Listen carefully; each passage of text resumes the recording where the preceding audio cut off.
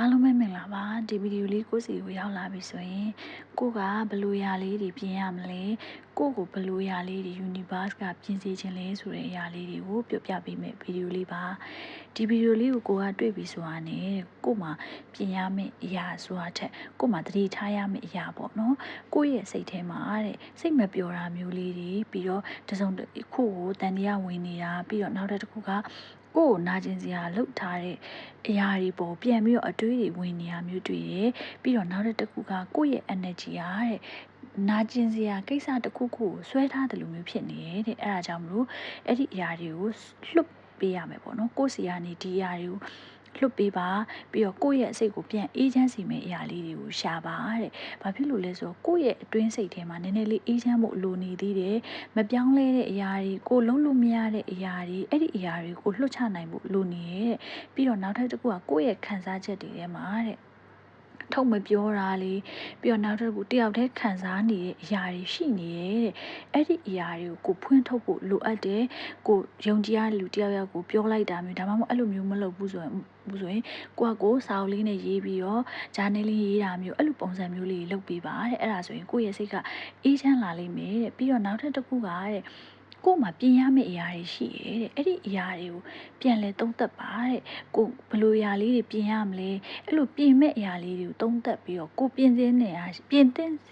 အရာတွေကိုပြင်ပါတဲ့ပြီးတော့ကိုခံစားချက်ကိုလည်းနားထောင်ပါတဲ့ပြီးတော့တစုတူဆန္ဒမျိုးလေးတယူတန္တာမျိုးတွေလုံးဝမလုပ်ပါနဲ့တဲ့ဘာဖြစ်လို့လဲဆိုကိုယ့်ရဲ့ဘဝမှာပြောင်းလဲမှုကလာနေတယ်အဲ့ဒီပြောင်းလဲမှုကလည်းအရင်အရေးကြီးရဲ့အဲ့ဒါကတော့ကိုယ်မှာရှိတဲ့မကောင်းတဲ့အကျင့်အဟောင်းတွေကိုလွှတ်ချပြီးတော့အစ်စ်ပြန်စတင်ဖို့ပဲတဲ့အဲ့ဒီအရာတွေလုပ်ဖို့လဲကိုယ်မှာအခွင့်အလမ်းရှိနေရဲ့တဲ့ပြီးတော့နောက်ထပ်တစ်ခုကကိုယ့်ရဲ့စိတ်ကနာကျင်စရာအရာတွေကို healing လုပ်လာပြီးရဲ့နောက်မှာ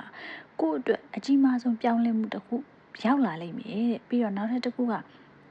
ဒီကမှာပြောနေတဲ့အရာ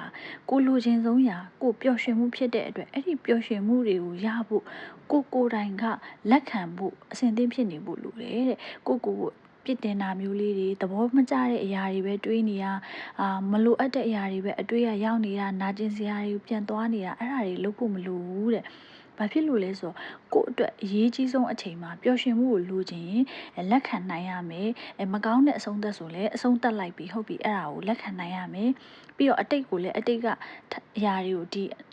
လက်ရှိအခြေအနေတွေကိုမဆွဲထည့်ပဲနဲ့ထားခဲ့ရမယ်တဲ့မဟုတ်ရင်ကိုယ့်ဘဝမှာဒီပျော်ရွှင်မှုတွေရဖို့နှောင့်နှေးနေလိမ့်မယ်တဲ့ပြီးတော့နောက်တစ်ခုကကိုယ့်ရဲ့လာမယ့်အနာဂတ်မှာလည်းကိုယ့်အတွက်ကောင်းမွန်တဲ့ပျော်ရွှင်မှုတွေအဲ့လိုနမိတ်တွေအများကြီးရှိနေတယ်တဲ့အဲ့ဒီအတွက်ကြောင့်ကိုပြောင်းလဲတဲ့အရာတွေကိုပြောင်းလဲပြီးတော့ကိုလုပ်တဲ့အရာလေးကိုလုပ်ပါတဲ့ဒီဗီဒီယိုလေးကိုကလက်ခံရရှိပြီးရဲ့အချိန်ကနေစပြီးတော့ကိုဘာလုပ်ရမလဲဆိုတော့ကိုပြောပြရမယ်ကိုကငြိမ်းချမ်းမှုကိုလိုချင်တဲ့အတွက်ကိုငြိမ်းချမ်းမှုကိုရှာမယ်ကိုမှနာကျင်စရာတွေ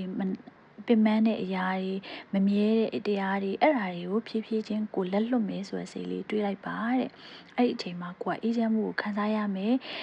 အနာတရားဖြစ်ခဲ့တဲ့အတိတ်တွေကိုတန်မိုးမထားခြင်းတန်မိုးထားခြင်းအဲ့ဒီအရာတွေကိုလွှတ်ချနိုင်လာလိမ့်မယ်တဲ့ပြီးတော့နောက်တစ်ခုကိုယ့်ရဲ့အနာဂတ်မှာပျော်ရွှင်မှုနဲ့ပြည့်နေရဲ့ငါရဲ့အတိတ်ကလည်းကိုသင်ခန်းစာတွေပေးတယ်ကျေးဇူးတင်တယ်အခုလက်ရှိအခြေအနေမှာလည်းကိုအကောင်းဆုံးဖြတ်တန်းမယ်လို့ကိုယုံကြည်ရဲ့ကိုယ့်ရဲ့အတွင်းစိတ်လေးကလည်းအေးချမ်းနေပြီကိုမှအေးချမ်းမှုတွေရှိနေရဲ့ငါလွတ်လပ်ပြီးငါအေးချမ်းပြီးငါကံကောင်းဆုံးလူသားဖြစ်ပြီး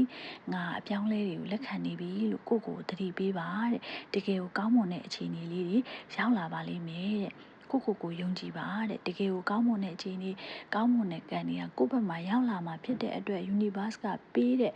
အားအင်းနဲ့ energy တွေကိုအခုလက်ရှိဒီဗီဒီယိုကြည့်ပြီးတဲ့အချိန်ကနေစပြီးယူလိုက်ပါတဲ့တကယ်ကောင်းမွန်တဲ့အခြေအနေကံစားတာကံကောင်းခြင်းတွေကိုလက်ခံရရှိပါလိမ့်မယ်တဲ့ကောင်းသောကံတွေလက်ခံရရှိပါစေအတွေးတွေကိုလုံးဝထုတ်ပြလိုက်ပါတဲ့ကောင်းမွန်တဲ့အရာတွေဒါလက်ခံရရှိကြပါစေ